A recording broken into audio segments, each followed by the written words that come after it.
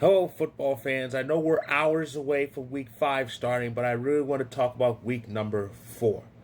It was a crazy, crazy week. A lot of nutty stuff happened, but there's a few things that stood out more than others. So, because of this, it's going to be a kind of a crib noted recap, but because there's one game I really have to really dwell on here.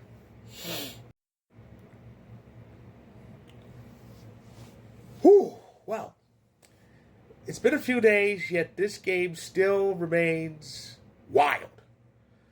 Of course, everybody was looking forward to this game, and of course, Packers Cowboys. Packers Cowboys is always a big deal, but it was bigger because of what happened a month prior to the game. I mean, nothing major. Just Michael Parsons was dealt by Jerry Jones to the Packers for a bunch of magic beans. That's all.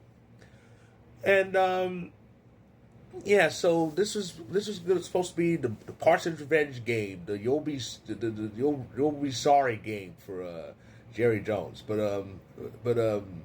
and a lot of people had the Packers like really dominating the Cowboys, especially since Cowboys would enter the game without their best receiver. And it kind of started that way. Then after that blocked extra point was returned all the way, it turned into an insane offense-filled shit show. Touchdowns back and forth. The league changed a whole bunch of times. And it was 37-34 with about a minute and change left, but we got to field goal range. Brandon McManus nailed it from 50-something overtime. Okay?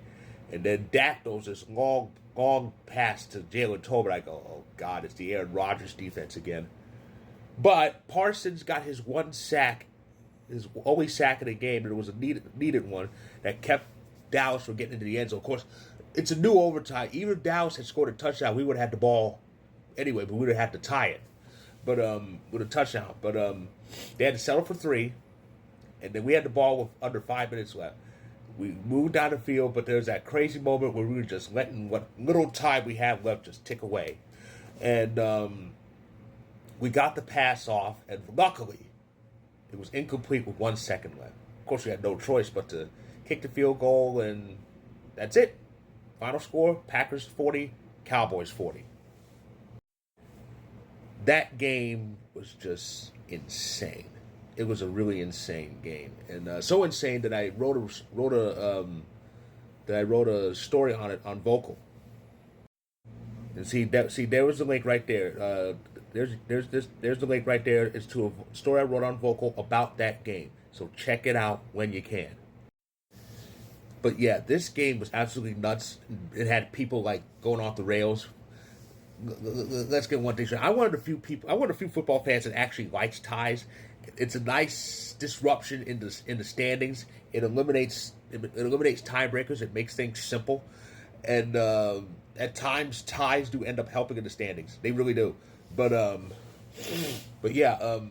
Plus, I like them because they're rare. Now, granted, changes to overtime have made ties pop up a bit more often, but they still rarely happen. They still really happen. I think this was the first tie in 3 seasons, not since 22 when the Commanders and Giants played to a 2020 game.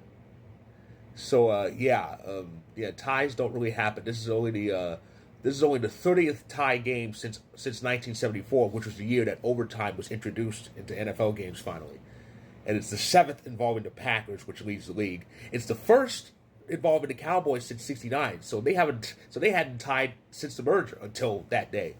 It's also the highest scoring tie in NFL history, second highest in overall pro football history. There was a 43-43 tie in the AFL in 1964. But it's crazy. It was crazy. The only thing I don't like was the tie kept the Lions in first place by themselves, but we beat the Lions. So yeah, and the Packers will be fine. We'll be fine. We're gonna dominate teams in a matter of weeks after our bye, which is this week. Our bye's this week. So yeah, we should be good. And of course, Cowboys fans, especially Jerry Jones, are taking this as a win. This was the game that I kind of had circled, not on my mental counter, but in my the Chiefs are going down calendar. Because when the Chiefs are 0-2, I looked ahead the schedule and I figured, well, they beat the Giants, but they play Baltimore. Yes, it was in Kansas City, but in my mind, all that meant was the Chiefs were going to lose by 10 and not 20. I was thoroughly convinced that Baltimore was just going to walk all over Kansas City. Then I watched their last game. That defense is god awful, pathetic, just awful. Yes, they were playing the Lions, and the Lions are good enough to kind of run all over defenses like this. But there's that, and there's what I saw that in that game between those two. It was just terrible. I had doubts because of that, and my doubts, unfortunately, were right. Kansas City just completely dominated Baltimore, and that included Isaiah Pacheco. Finally scored a touchdown. Yeah, Pacheco scored a touchdown. Pacheco, who I completely regret drafting on fantasy, scored a touchdown. But it's a good thing I did start it elsewhere because, again, Baltimore's defense. And it gets even worse for the Ravens. Lamar Jackson got hurt. Hamstring issue, and he's going to be out this week. He's going to be out this week and next week. They say 2 to 3 weeks. Though the third week of that period, which is week 7, that's Baltimore's bye, so they kind of catch a break. Lamar only missed 2 games. Should only miss 2 games. Only one of them is losable. And then he'll have the bye to kind of get back, and they should be fine. I hope they are. But the Chiefs, they're 2-2, but they only beat the Giants and they beat decimated Ravens. Are they really back? We'll see. Of course, among other things, the biggest game in the early window was the battle of unbeaten Eagles and Bucks, and the Bucks have kind of had Jalen's number, but Jalen fought back and beat Tampa, so they're still undefeated. Of course, we were treated to an early international game. The Steelers beat the Vikings, and with the Bears winning and the Lions winning, that meant the Vikings were the only team in the NFC North who lost. That was amusing. And of course, the Giants picked up their first win of the season against the Chargers, who were previously undefeated, but it came at a big cost. Their top receivers out for the year. Everybody's out for the season. These injuries are getting crazy. And Houston got their first win of the season against a Tennessee team with really no head coach. There were 2 Monday games, and one of them was the AFC East battle, Jets and Dolphins.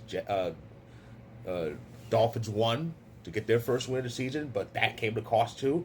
Tyreek Hill, dislocated knee, torn ACL, also out for the year, and only that year because it looked like he would be out for a good bit of 26 too. But it does say he'll be playing in 26, but he should just retire.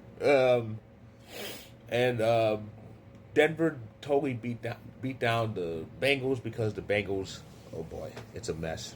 So that's pretty much what took place in Week 4. And here's what's in store for us for Week 5. As I said before, Week 5 starts in a matter of hours. It's the Niners and Rams on Thursday Night Football. And the Niners, oh boy, nobody's healthy on that team. And we got another international game coming up. It's the Vikings again, but this time they're playing Cleveland. That's in London.